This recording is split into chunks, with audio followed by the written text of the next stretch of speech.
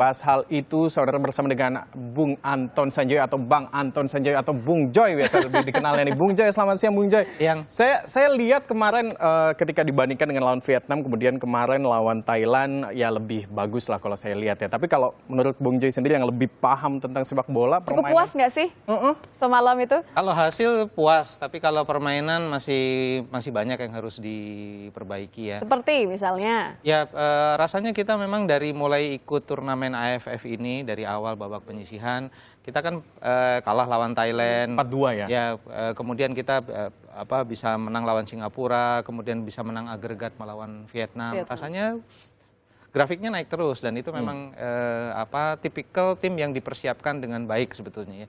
Jadi grafik di turnamen itu naik terus. Nah, kalau kita bicara juga soal persiapannya, grafiknya ini kan masih bersatu kaki nih. Kalau dibilang kan satu kakinya baru ada di podium, masih ada leg kedua. Kalau kita bisa mengevaluasi apa yang kemarin, bisa dievaluasi atau apa yang harus ditambah mulai dari line up misalnya atau dari hal-hal lain misalnya? Ya rasanya sih memang untuk waktu 2 hari sulit untuk mengubah atau memperbaiki sisi teknis ya. Jadi lebih ke non teknis dan kemarin pun saya menilai bahwa ya, kemenangan kita lebih karena faktor non teknis ya. Jadi yang terlihat di lapangan adalah hampir semua kalau istilahnya tuh take every ball.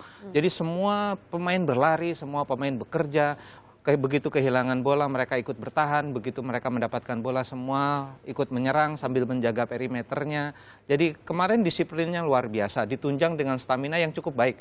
Belum baik tapi cukup baik karena sampai menit ke-70 kita masih bisa main full speed. Setelah itu agak turun, untungnya Thailand tidak bikin gol lagi. Jadi rasanya memang dari sisi stamina tidak bisa diperbaiki dalam 2 hari karena itu urusannya VO2 max, artinya kemampuan paru-paru menyerap oksigen. Itu harus dilatih 6 bulan paling tidak. Nah ini paling tidak dari sisi non teknisnya kita sudah dapat. Dari sisi teknisnya paling bagaimana nanti main di Raja Manggala pasti kita akan dihajar habis-habisan. Mentalnya harus kuat ya Bang Joy ya. Tapi saya melihat bahwa tim kita meskipun dengan semua kelemahannya mampu untuk bersaing dengan Thailand yang sudah ada di level elit Asia sebetulnya.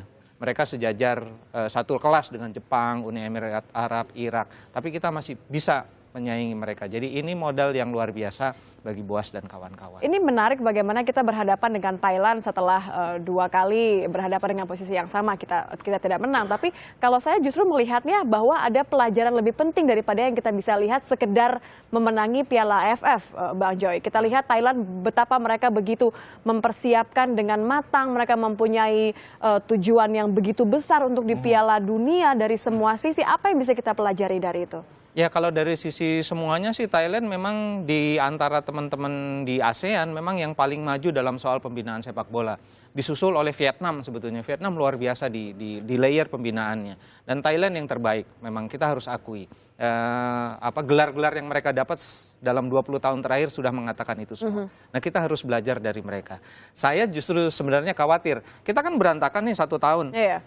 Sepak bola kita dimatikan. Ya, kompetisi tidak jalan. Lalu kok tiba-tiba kita sekarang bisa ada di leg kedua dan kita satu kaki sudah ada di podium. Kalau juara, apakah kemarin yang dilakukan itu benar? Itu harapannya ya. Tapi Bung Jo begini, saya tahan dulu sebentar. Kita berantakan kok bisa jadi juara gitu kira-kira ya.